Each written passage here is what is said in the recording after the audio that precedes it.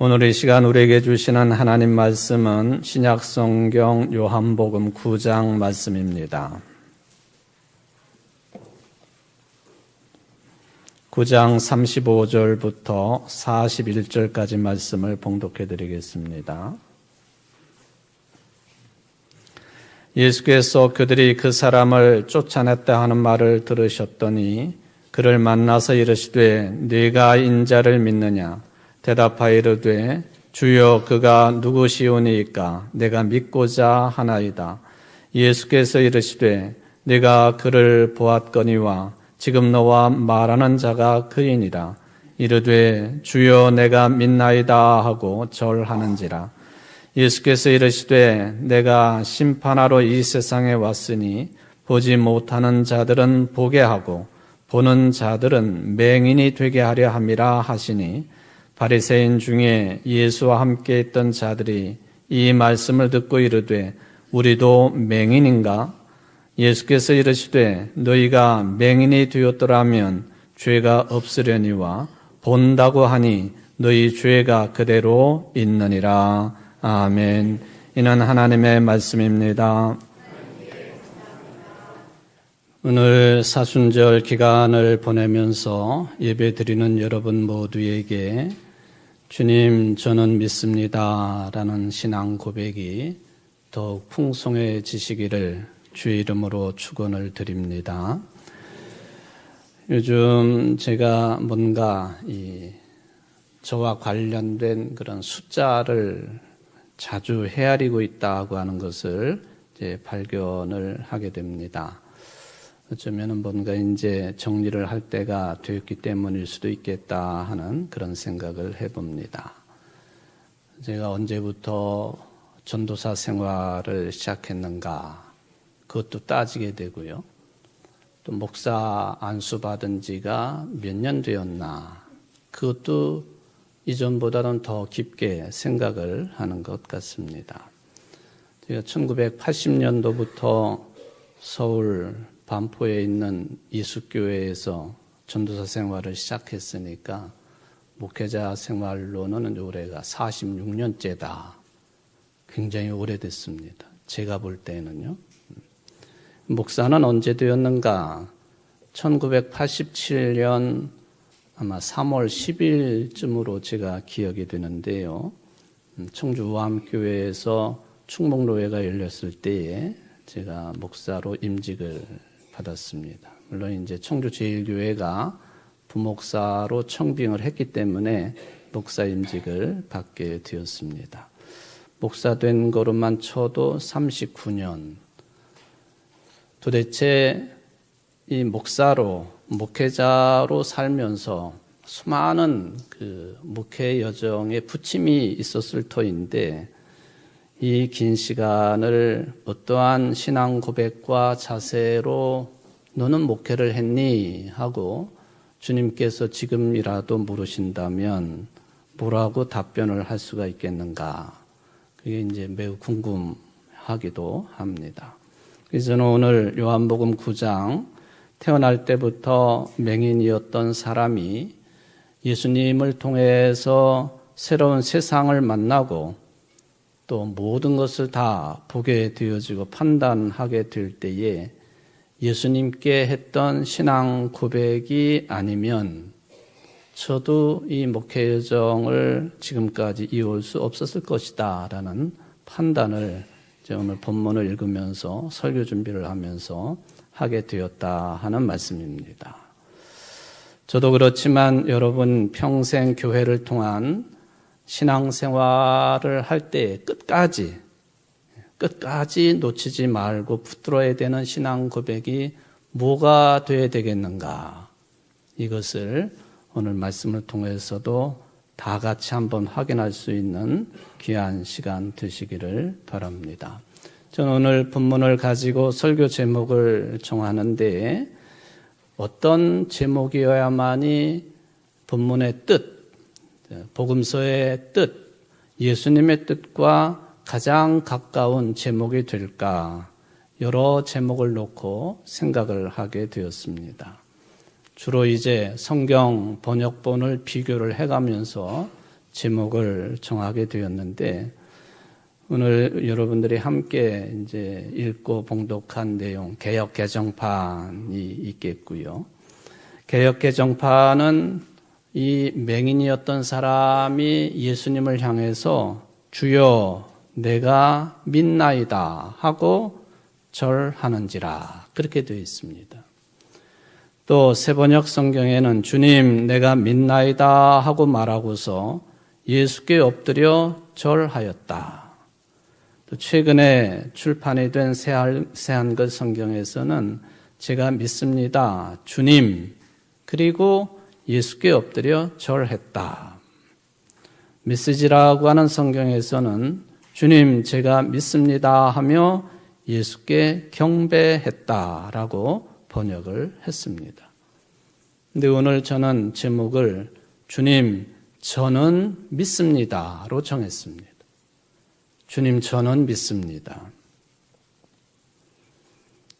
이 번역은 천주교 가톨릭 성경이 이렇게 표현을 해 놓았습니다. 주님 저는 믿습니다 하며 예수님께 경배하였다. 제가 이렇게 가톨릭 성경의 번역본을 제목으로 딴 것은 제가 설교 준비를 하면서 또 성경을 읽으면서 받은 뉘앙스가 다른 번역본들하고는 달랐기 때문에 그랬습니다. 주님 저는 믿습니다. 물론 이것이 저의 해석이기도 하고 또 성경을 읽는 기준이기도 하겠지만은 이 표현 주님 저는 믿습니다. 어떤 사람들하고 또는 어떤 사람하고 어떤 공동체와 비교할 때 할 수 있는 답변이기도 한 것이죠. 또 신앙 고백이기도 한 것이죠. 특별히 오늘 본문에 등장하고 있고 또 복음서 내내 예수님만 쫓아다니면서 예수님을 괴롭혔던 바리새인, 또 오늘 본문에 등장하고 있는 나을 때부터 맹인되었다가 치유를 받은 맹인을 괴롭히고 심지어는 이 맹인의 부모까지 소환시켜서 괴롭혔던 바리새인들과 비교를 해볼 때 주님 저는 믿습니다. 저 사람은 어떻게 생각하든지 어떤 판단을 가지고 있든지 저는 주님을 믿습니다. 이런 그 느낌이 저한테 강했다 하는 것입니다. 성도 여러분, 여러분이 교회를 통한 신앙생활을 이루어 가시는데 세상의 삶은 제가 언급하지 않겠습니다. 여러 부침들이 있지 않겠습니까? 오랫동안 신앙생활 하신 분들, 그렇지 못한 분들, 연배의 차이도 있고 또 만나게 되는 어떤 주변 상황의 차이들 가운데에서 오로지 신앙 고백을 이루면서 살아가기를 원하지만은 때로는 인간관계 때문에 또 주변 상황 때문에 여러분의 신앙 고백과 신앙생활이 교회 생활이 순탄치 않을 때도 많은 게 현실입니다. 사랑하는 성도 여러분, 그럴 때마다 오늘 맹인이었다가 치유되고 회복된 사람의 신앙 고백이 여러분의 신앙 고백 되기를 바랍니다. 누가 뭐라고 하든지 주변 상황이 아침 다르고 저녁 다르든지 상관할 것 없이 그래도 주님 저는 믿습니다. 흔들리지 않겠습니다 하는 내용이 되겠습니다. 번역본에 따라 약간씩 차이는 있기는 하지만은 이렇게 주님 저는 믿습니다 하고 고백을 하고는 그 사람이 예수님께 엎드려 절했다고 기록하고 있습니다. 또는 경배했다, 절했다 그런 표현들이죠. 바로 이 예수님께 엎드려서 절을 했다. 엎드려 절을 했다라는 개념이 한자로 예배의 뜻입니다. 예배. 예배라는 단어를 자주 입에 우리가 올리고 있지만은 이게 어떤 실제적인 개념이냐. 문자적으로 보면은 예를 갖추어 절을 한다. 이게 예배의 뜻입니다. 그러니까 의자에 앉아서 예배 드리거나 하는 그런 개념은 아닐 수 있죠. 그러니까 정교회 같은 곳에서는 우리가 감히 어찌 하나님 앞에 앉아서 편안하게 예배 드릴 수 있겠느냐. 3시간 내내 서가지고 벌 받듯이 예배 드리는 것도 아마 이런 개념 때문에 그럴 것이다 하는 생각을 해봅니다. 특별히 예배의 배자를 해자를 해보면은 왼쪽에 손숫자가 붙어 있습니다. 그리고 오른쪽에 보면은 이게 손숫자 모양 같기도 하고 또 생각해보면은 올레자 비슷한 그런 모양이기도 합니다. 이것은 어떤 곡식을 그린 형태로 그렇게 해석을 합니다. 이것으로 미루어 보면은 이 배자는 곡식을 바치면서 절하는 모습을 그렇게 글자로 만든 것이다라는 해석이 가능하겠습니다. 이러나 저러나 이게 손숫자 2개가 붙은 모양이라고 해석을 한다면 2 손을 모아 절한다. 그러니까 예배는 2 손을 모아 예를 갖추어서 절하는 것, 우리의 하나님께 절하는 것, 이게 이제 한자어로 예배의 뜻이라고 생각을 해볼 수가 있겠는데, 바로 치유된 이 맹인이었던 사람이 예를 갖추어서 신앙 고백도 하고 예배, 경배도 드렸다 하는 말씀이 되겠습니다. 이런 관점을 가지고 오늘 본문을 좀 이렇게 생각해 보도록 하겠습니다. 여러분, 이 요한복음은 다른 마태마가 누가복음하고는 성질이 다릅니다. 아주 고유한 특징을 가지고 있다 하는 말씀이 되겠습니다. 그 특징 중에 예수님에 관련된 이야기를 서술하는데 단순하게 무슨 사건, 사고를 보도하는 식의 서술이 아니고 그것은 신앙을 고백하는 방식으로 예수님과 관련된 내용들을 기록해 놓았다 하는 것입니다. 오늘 요한복음 9장이 그 중에 대표적인 내용이라고 볼 수가 있겠습니다. 저는 오늘 이 본문 말씀을 통해서 지난 2000년이라고 하는 기독교 또 신앙의 역사, 성경, 복음서의 역사를 통해서 어쩌면은 우리 그리스도인들의 또 기독교의 원초적인 신앙이 뭐냐 하는 것을 발견할 수 있다고 생각해 봅니다. 본문은 아니지만은 요한복음 9장 1절부터 읽어보게 되면은 그런 내용으로 시작을 합니다. 예수님의 제자들이 예수님과 함께 길을 가다가 어떤 사람을 보고는 예수님께 질문을 한 거예요. 근데 제자들이 본 사람이 누구냐 하면은 낳을 때부터 눈이 보이지 않는 사람, 거지로 생활하고 있는 사람을 보고는 예수님, 누구의 죄로 이 사람이 이런 운명에 떨어진 것인가요? 하고 질문을 했다는 것입니다. 이거는 유대인들의 신앙관을 그대로 반영한 질문입니다.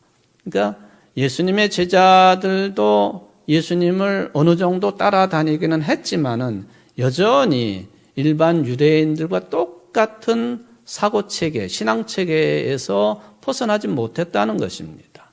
저 사람의 불행과 저 사람의 억울한 운명과 저 사람의 건강 상태나 저 사람이 처한 위기나 이 모든 것들의 원인이 누구에게 있습니까?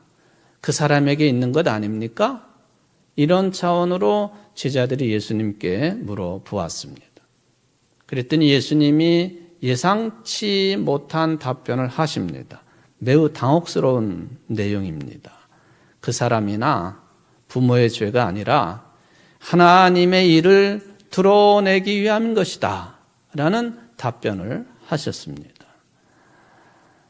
예수님의 이 답변은 보통 우리 사람들이 살면서 만나게 되는 어떤 사람의 불행한 일을 바라보는 관점하고는 완전히 다른 관점 아니겠습니까? 여러분이 말로 표현은 안 하지만 속으로 그런 생각할 수도 있어요. 교인들 간에도 그럴 수 있습니다. 병이 나거나 뭐 이렇게 저렇게 어려움을 겪거나 그러면 저 사람이 무슨 죄를 지었을까? 왜 저렇게 되었지? 바로 이 불행한 일을 바라보는 관점, 예수님의 관점이 우리하고는 전혀 달랐다. 특히 제자들, 유대인들과는 전혀 달랐다 하는 것입니다. 이 답변을 하시고는 진흙을 당신의 침으로 이렇게 이겨가지고 그 사람 눈에 발라주시고 실로암 연못에 가서 씻으라 하고 말씀하셨습니다. 그렇게 하니까 날 때부터 맹인되었던 사람의 시력이 완전하게 회복이 되었습니다.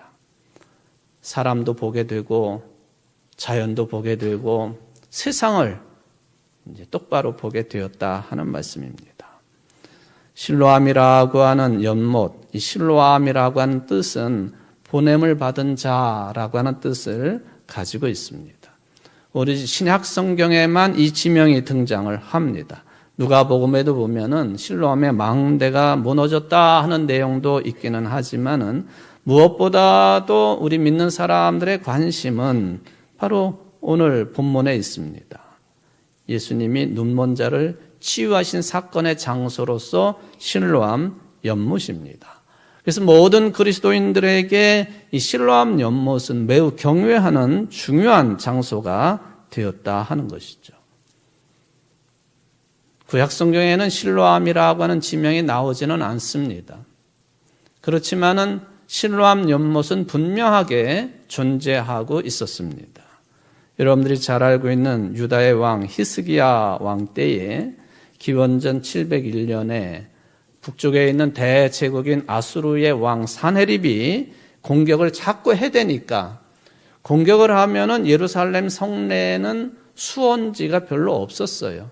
그 성 바깥에서 물을 끌어다가 공급을 해야만이 마실 수 있고 사용할 수가 있는 것인데 이렇게 큰 나라가 자꾸 침공을 하니까 히스기야 왕이 묘수를 냈습니다. 저 밑에 기온샘으로부터 물을 끌어올려야 되겠다 해가지고는 히스기야 수로를, 그 유명한 히스기야 수로를 만들지 않습니까? 길이가 500m가 넘는 암벽을 뚫어가지고 만든 수로입니다. 지금도 그곳에 사람들이 바지를 걷고 아주 1급수의 물입니다. 걸어 다니는 장면도 볼 수가 있는데 바로 그 물이 예루살렘 성 안에 연못을 형성하게 되었는데 그 연못이 실로암 못입니다. 바로 예수님이 이 맹인에게 진흙을 일겨가지고 발라주시고 실로암 연못에 가서 씻으라 그렇게 말씀하신 것이죠. 우리가 흔히 알고 있는 실로암 연못은 사진으로 보면은 보통 이제 저게 히스기야가 뚫어놓은 그 히스기야 터널, 그 물이 흘러나오는 입구가 됩니다. 저렇게 해가지고 이곳이 실로암 연못이다라고 생각했던 곳이죠. 유명한 곳입니다. 그런데 2004년도에 예루살렘의 기존에 그 하수 처리하는 그런 시설을 교체를 하다가 보니까 저기로부터 한 50m 떨어진 곳에 뭔가가 발견이 됩니다. 연못 흔적입니다. 지금 저쪽에서 저 사진의 오른쪽에 이제 말하자면 예수님 시대의 실로암으로 다시 밝혀진 그런 연못인데 아직도 발굴 중이라서 완전한 모습을 우리가 볼 수는 없겠습니다만은 어쨌든 예수님이 저 마지막 사진의 오른쪽 그 곳에 가서 눈을 씻으라고 하신 것으로 지금 단계로서는 확인을 할 수가 있겠습니다. 이렇게 해서 이 사람이 완전케 되니까 바리새인들이 이 사람을 추궁하기 시작을 했습니다. 시력이 회복된 거 부정할 수는 없겠지만은 그냥 기뻐할 수도 없었어요.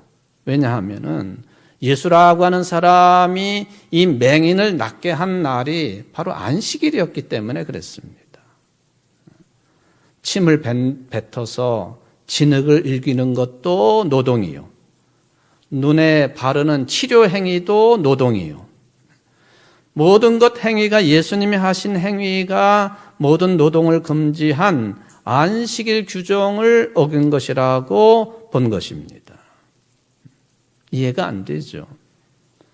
정말 날 때부터 맹인되었던 사람이 보게 되었으면 축하하고 예수님 말씀처럼 기뻐하는 사람들과 함께 기뻐해야 되고 우는 사람들과 함께 울어야 되는 것인데 그걸 보고는 무언가 잘못됐다고 지적하고 그것을 추궁하기 시작을 했다 하는 것입니다. 근데 2000년 전에 그 사람들만 그랬을까? 오늘 우리는 그렇지 않은가 생각해 보지요. 옛날에 2000년 전에 바리새인들 그 사람들 인격이 나빠서 그런 것인가? 아니라는 거예요. 인간 자체에 대한 관점이 그 정도 수준에 머물러 있었다는 겁니다. 수준이 겨우 그 정도였다는 것입니다. 현대 철학의 새로운 흐름을 주도하고 있는 세계적인 철학자로 마르쿠스 가브리엘이라고 하는 사람이 있습니다. 이분이 2024년도 판으로 책이 나왔는데 어두운 시대에도 도덕은 진보한다. 그런 제목을 가지고 있습니다.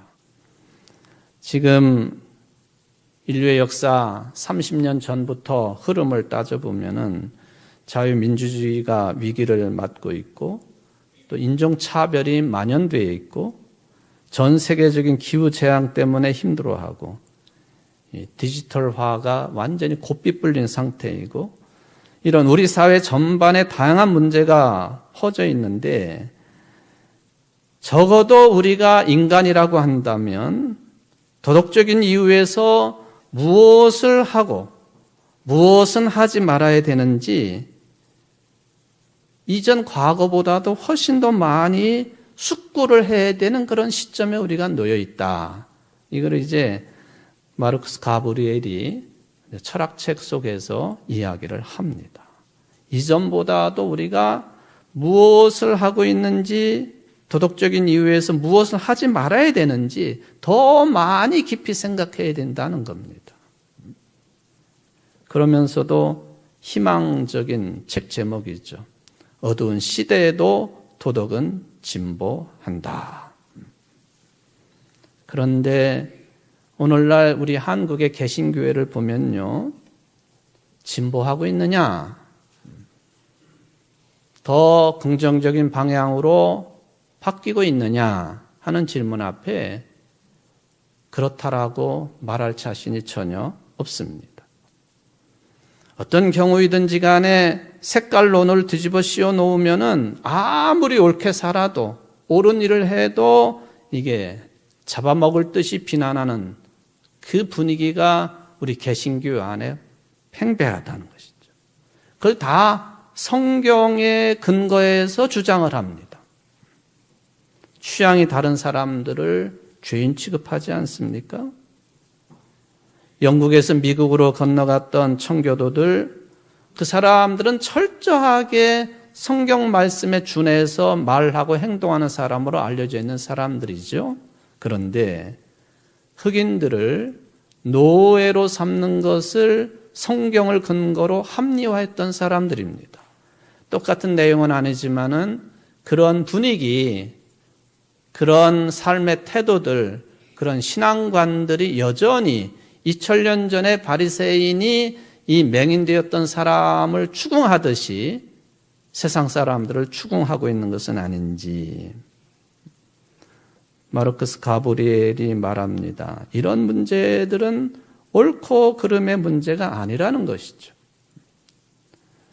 모든 인간의 삶에는 성경에 제한적으로 기록되어 있는 도덕률로 규정할 수 없는 영역이 훨씬 넓어졌어요. 그러니까 선과 악을 칼로 두부 베듯이 무 베듯이 재단하는 일에 종교인들이 앞장서는 것, 그거에 대한 우려. 그럼에도 불구하고 진보한다라고 긍정적으로 이제 책을 이어가고 있습니다. 바리새인들이 이 시각 장애인이었던 사람을 추궁하는 게 그런 태도입니다. 자신들이 원하는 답을 얻지 못하니까 이제는 그 사람의 부모까지 끌어들였습니다. 이유는 어떻게 해서든지 간에 저 장돌뱅이 같은 예수라는 사람에 대해서 부정적인 답변을 이끌어내고자 하는 목적이 있었습니다. 그런데 부모가 우리 아들이 시각장애인이었다라는 사실만 압니다. 그가 어떻게 눈을 떴는지는 모릅니다. 그러니까 우리를 괴롭히지 말고 당사자에게 물어보시오 하고 바리새인에게 답변을 합니다. 그런데 이 부모도 핑계를 댄 것입니다. 9장 22절을 보게 되면은 그 부모가 이렇게 말한 것은 이미 유대인들이 누구든지 예수를 그리스도로 시인하는 자는 출교하기로 결의하였으므로 그들을 무서워함이로라. 자기들한테 아들의 상태에 대해서 추궁하고 있는 이 바리새인들이 두려운 겁니다. 무서운 거죠. 왜? 자기 아들이 어떻게 되었는지 그 과정은 잘 모르겠지만은 이 문제에 그리스도라고 하는 분 예수가 개입이 되었다고 하는 것을 알았단 말입니다. 예수를 그리스도로 시인하는 자는 출교하기로 유대교가 이미 결의한 상태이기 때문에 무서워서 내 아들에게 직접 물어보라고 부모는 답변을 했다 하는 것입니다.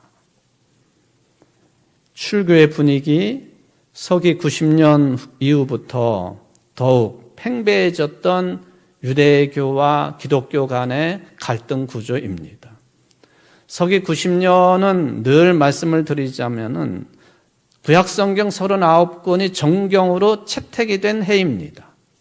성전이 무너졌으니 성전 중심의 예배를 드릴 수 없는 저들이 이제는 율법 중심의 종교를 만들기 위하여 구약성경 39권을 채택한 얌야회의가 서기 90년에 이루어진 것이죠. 율법을 중심으로 39권 구약성경, 오늘날 우리들이 그대로 물려받은 구약성경 그 책입니다. 누구든지 물론 구약성경이 하나님의 말씀인 것을 부인해서는 안 됩니다. 그런데 유대인들은 이 구약성경 중에서도 모세가 직접 기록한 것이라고 고백하고 있는 이 오경, 모세 오경 5권의 책이죠. 창세기, 출애굽기, 레위기, 민수기, 신명기 또는 율법서, 토라라고도 불리우는 이 책들을 생명처럼 여겼다는 겁니다. 물론 생명처럼 여겨야 되는 게 바른 신앙 자세이기는 하지만 도가 지나쳤다는 거예요. 어느 정도냐? 제가 설교 준비를 하면서 그 유대인들의 신년 예배, 로시 하샤냐라고 하는 축제 기간 동안에 예배드리는 모습, 그 동영상을 일부러 시청을 했습니다. 히브리어로 진행이 되고 또 유창한 영어로, 그러니까 뉴욕에 모여 있는 회당에서 드리는 로시 하샤냐 축제 예배입니다. 잘 알아듣지는 못하지만은 느낌만 제가 받는 거죠. 여러 순서들이 있는데 그 중에서도 장막 안에 가려져 있던 이 율법서 모세오경 두루마리를 들고 나와가지고 어린아이로부터 나이 많은 어른에 이르기까지 남녀노소 구분하지 아니하고 읽는 모습이 참 인상적이었습니다. 사진을 한번 보시겠습니다만은 제가 언젠가도 보여드렸던 이 모세오경이 기록되어 있는 두루마리 그 자체입니다. 사이즈는 굉장히 작은 거지만 원래 이 어깨에 턱 매야 되는 큰 사이즈의 율법서죠. 저거를 벗겨내면은 저런 모양이 나오고 저 가운데 이렇게 묶어놓은 그걸 풀으면은 이렇게 율법서 내용이 기록된, 주로 양피지에다가 기록을 하니까요. 저렇게 나옵니다. 그런데 저것을 남녀노소가 구분하지 아니하고 읽는데 우리 같으면 아주 촘촘하게 기록된 히브리어이고 또 오른쪽에서 왼쪽으로 읽어가야 되고 또 뭐 칸 간격도 좁고 하니까 이렇게 저같이 눈이 좀 이상하면은 이렇게 손가락으로 가리키면서 읽을 거 아닙니까? 근데 그거는 굉장히 불경한 태도예요. 그러니까 저 사람들은 저기에다 직접 손을 대지 아니하고 지금 저런 도구를 이용을 합니다. 저 오른쪽 끝은 사람 손 모양으로 되어 있어요. 집게손가락이 튀어나오게 만들어진, 말하자면은 오경을 읽는 도구예요. 그래가지고 저걸 가지고 저렇게 읽어야 돼. 저거 제 손입니다. 저렇게 읽어야 돼. 끄트머리 저 집게손가락이 글자에 이렇게 닿도록. 직접 손으로 대는 게 아니에요. 그 정도로 이 유대인들은 모세오경을 생명처럼 여기는 사람들이. 저거를 베끼다가도 하나님 이름이 나오면 벌떡 일어나야 되고, 그리고 그 하나님을 기록할 때는 여호와 하나님, 엘로힘, 새로운 펜을 들어가지고 다시 써야 되고, 이게 모세오경을 대하는 저들의 자세다라고 하는 것이죠. 자, 이렇게 모세오경을 중심으로 해가지고 구약 성경 39권을 채택하면서 그동안에는 서로 그래도 왕래도 하던 이 그리스도인들과 완전히 단절이 됩니다. 출교를 시켜버리는 거예요. 회당에 출입을 못하도록 합니다. 유대인 공동체에 들어오지 못하도록 합니다. 이게 이제 오늘 성경 말씀의 어떤 배경으로 작동하고 있는 내용이 되겠습니다. 초기 기독교는 그러므로 유대교로부터 출교의 위협으로부터 시작이 되었다. 그렇게 표현해도 틀리지 않겠습니다. 율법 준수에 대해서는 다른 시각을 가지고 있던 그리스도인들을 축출을 한 거예요. 출교시켰다. 그러면 그리스도인들이 어떤 고백을 해야 되고 어떤 태도를 보여야 되겠는가? 그게 이제 오늘 본문에 나오고 있는 내용이 되겠습니다. 전가의 보도처럼 모세 권위를 꺼내 들은 이 바리새인들을 향하여 예수님께서 어떤 태도를 보였고 또 요한의 신앙 공동체는 어떤 태도를 보였느냐? 더 넓게는 초기 그리스도인들은 어떠한 생각을 품게 되었고 어떤 태도를 가지게 되었느냐 하는 것이죠. 오늘 본문에 따르면은 35절입니다. 이런저런 소식을 들은 예수님께서 다시 맹인되었다가 난 사람을 만났습니다. 그리고 묻습니다. 당신은 인자를 믿습니까? 여기서 인자는 유대인들이 신앙하고 있는 메시아를 말하는 거예요. 심판주로 오실 사람을 사람의 아들, 인자라고 그렇게 생각했던 묵시적인 개념입니다. 그랬더니 당연히 믿는다고 답변을 했습니다. 그리고는 즉시 이 사람이 주여 내가 믿나이다 라고 대답을 한 거죠. 이건 이제 다른 성경 번역본의 표현이고요. 주님 저는 믿습니다 라고 대답을 한 겁니다. 세례문답과 비슷한 느낌을 줍니다. 특히 가끔 병상 세례를 베풀 때에 그럴 때는 일반적인 세례교육처럼 그렇게 교육을 시키고 문답할 수가 없지 않습니까? 의식이 좀 흐리거나 말씀을 잘하지 못할 경우에는 더 그렇습니다. 그럴 때는 아주 간단하지만은 가장 핵심적이고 중요한 질문은 반드시 해야 됩니다. 그게 뭐냐? 누구누구님, 예수님을 믿습니까? 예수님을 그리스도로 믿으십니까?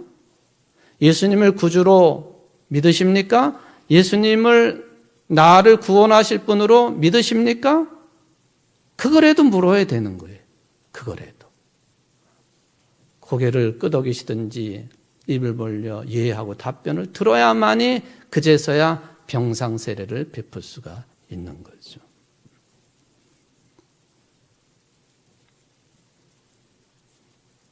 이러한 대답을 들으시고는 예수님이 아주 충격적인 말씀을 하셨습니다. 말하자면은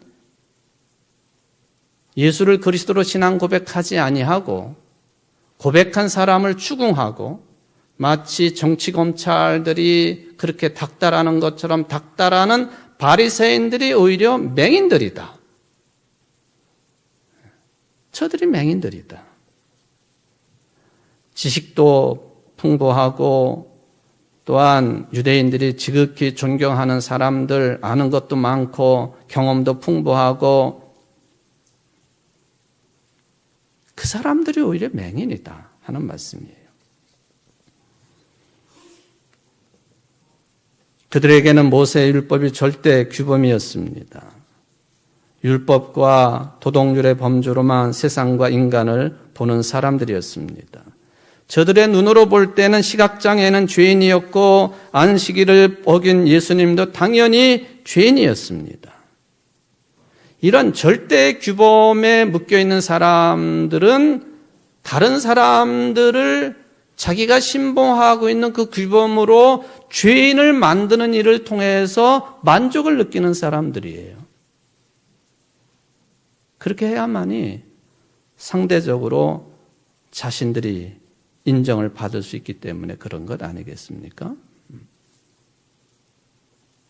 이제 여러분들이 지금 전쟁이 빨리 끝나야 된다고 기도를 열심히 하시는 줄 믿습니다.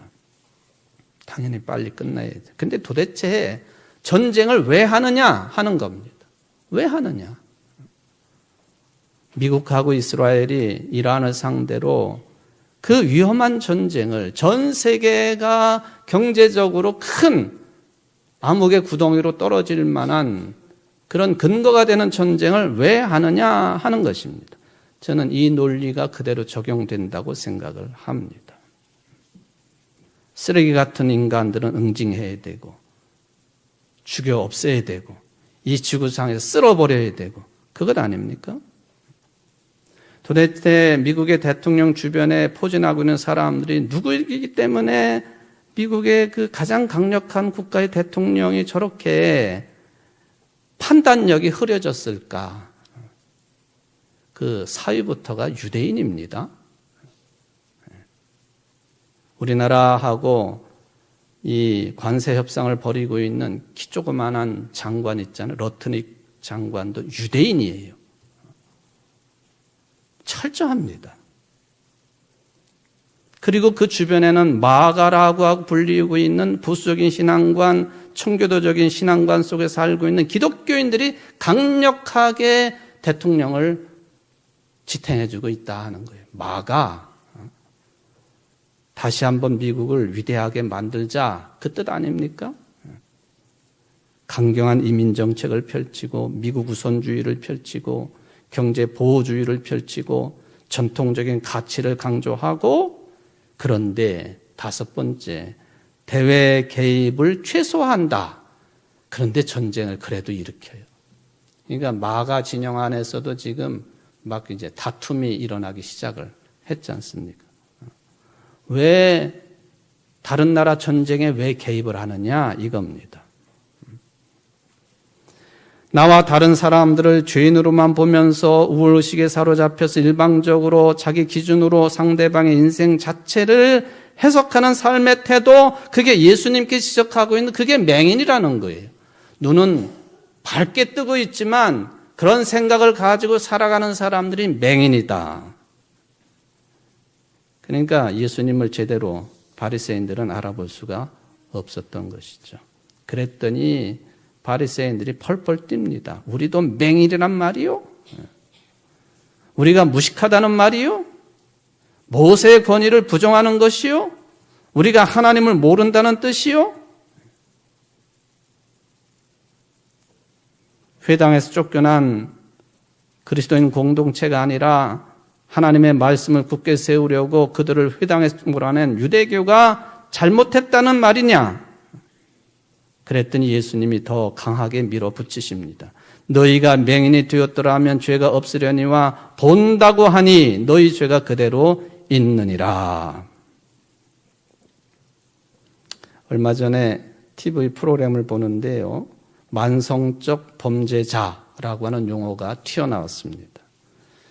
1945년 미국의 필라델피아에서 같은 지역에 살고 있는 사람들, 같은 세대를 살고 있는 사람들 10,000명을 대상으로 코호트 조사를 했습니다.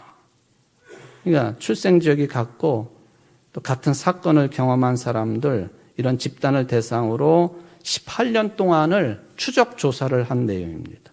그랬더니 이 10,000명 사람들 중에 18년 동안 6%에 해당하는 사람들이 전체 범죄의 50%를 저질렀더라. 그 중에서도 중범죄에 해당이 되는 살인, 강도, 강간 범죄 70% 이상을 그 6%의 사람들이 저질렀더라. 10,000명 중에 600명이 50%의 범죄를 저질렀고 중범죄에 해당되는 것 중에 70% 이상을 그 사람들이 저지르더라. 이게 연쇄살인범들을 다루는 그 문제 앞에서 나온 용어가 되겠습니다. 그러니까 소수의 만성 범죄자 집단이 존재하고 있다. 이거를 이제 증명을 해낸 조사가 되겠습니다. 그러면서 이제 유명한 빵을 훔친 장발장 이야기를 예로 들기도 했습니다.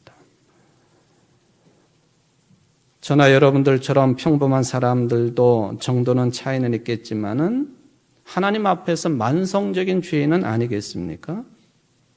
그래서 계속해서 회개할 수밖에 없어요. 그 단계를 거쳐야 됩니다. 내 힘으로는 살 수가 없기 때문에 하나님의 도우심을 청하게 되는 그런 과정으로서 회개죠. 정말 회개하고 있느냐 하는 것입니다. 요한복음 신앙 공동체가 지금 유대교로부터 출교를 당한다 하는 말씀을 드렸습니다. 오늘 본문을 통해서 요한복음 기록자가 전하고 싶은 얘기는 그거예요. 이제는 더 물러설 수가 없다는 겁니다. 유대교와 이제는 진리 논쟁을 벌여야 될 때가 되었다 하는 것입니다. 누가 하나님의 구원을 바로 받아들이고 있는지 따져야 됐습니다. 누가 시각장애인이고 누가 비장애인인지를 명명백백하게 밝혀야만 됐습니다. 예수님의 말씀이 그것을 드러냅니다. 누가 맹인이냐? 유대교 집단이 죄인이고 맹인이라고 단호하게 언급하십니다. 여러분들이야말로 하나님의 생명에서 멀어진 존재들이라고, 위선자들이라고, 하루살이는 걸러내고 낙타는 삼키는 자들이라고 스스로 본다고 자처하는 당신들이 죄인이라고, 당신들이 죄인이라고 규정을 해놓은 맹인은 오히려 죄가 없다고 예수님이 규정을 하셨습니다. 주님, 저는 믿습니다. 바리새인들이 어떠하든 아무리 율법을 들이대면서 우리를 공격을 해도 주님, 저는 흔들림 없이 믿습니다. 사람들이 나에게 뭐라고 하든 주님, 저는 믿습니다. 우리의 주변 상황이 아무리 무너져 내려도 주님, 저는 믿습니다. 여러분들의 신앙 고백 되시기를 바랍니다. 그래서 승리하십시오. 사순절이 그런 신앙을 요청합니다. 기도하시겠습니다. 자비로우신 하나님, 누가 뭐래도 저희는 주님을 믿습니다. 상황이 어떠하든지 저는 주님을 믿습니다. 이 신앙 고백이 요한 신앙 공동체를 지켜낸 위대한 고백이었던 것처럼 모든 것이 무너져 내리고 있는 이 시대를 살고 있는 우리 청주 제1교회 성도들의 신앙 고백이 되게 하옵소서. 주님, 저는 주님을 절대로 믿습니다. 이 신앙으로 승리하는 성도들 될 수 있도록 축복하여 주옵소서. 예수님의 이름으로 기도하옵나이다. 아멘.